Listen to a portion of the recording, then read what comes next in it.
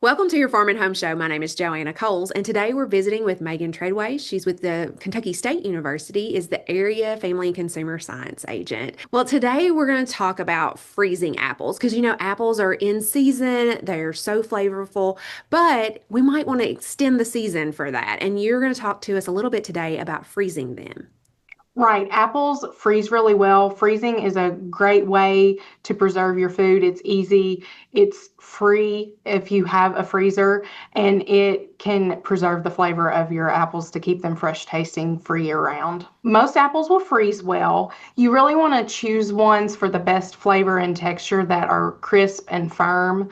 And you want to choose to freeze them at peak quality. I think a lot of times we choose to freeze food right before it goes bad, and that's not ideal because you can't restore any flavor or quality to your food by freezing it. So be sure that you're freezing it when it's in peak quality. So there is a process, but you can freeze them in a few different ways. You can freeze apples raw. You can freeze them raw in a syrup pack, or you can freeze them raw unsweetened.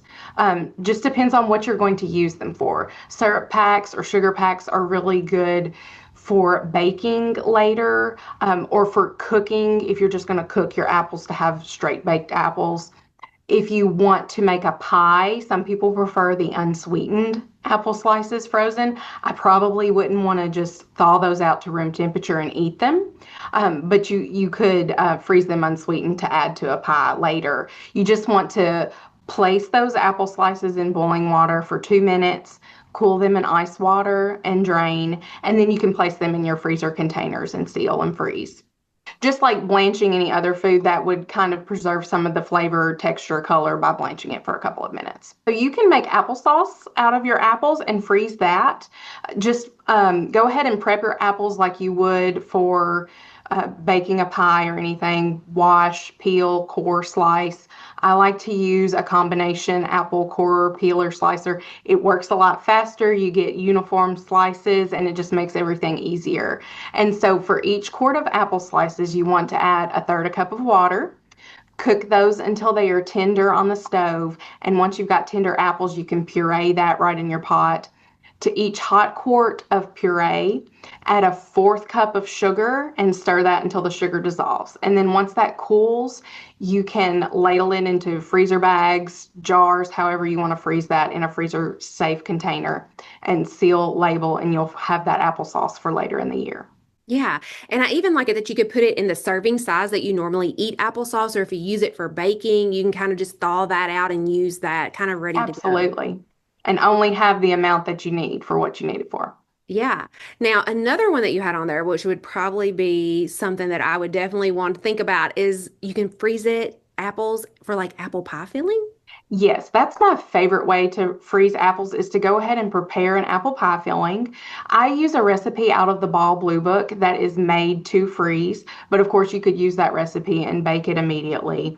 And you could freeze your favorite apple pie filling recipe as well. But it just involves mixing the apples with your flour, sugar, cinnamon, nutmeg, and cooking those for a short amount of time just to get them tender, get the juices a little thick, then ladle it into freezer containers. I really like to use quart bags, quart freezer bags specifically, because you can lay them flat so you save freezer space. And a quart freezer bag of apple pie filling will fill one 9-inch pie.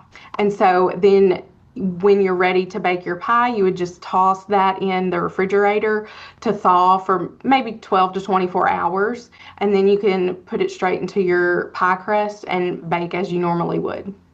Yeah, and so that could save time. And Absolutely. I would assume that the apples would be so rich in flavor that it would even make your apple pies better. It's the best apple pie. And I like fried pies, Megan. I'm trying to think of all these things that you could use. Yes. You could do that too. You could even turn that into an apple crumble. You could just bake those apples. When you start cooking that pie filling, it's going to smell so good that you're just going to want to eat it out of the pan. And so those are all great ways. So if people might have been intimidated about putting up apples, freezing might be something that they can do and not take up shelf space, but take up freezer space and still preserve those apples. Absolutely. Freezing is one of the easiest ways to preserve food. We appreciate you watching the Farm and Home Show and hope you have a great day.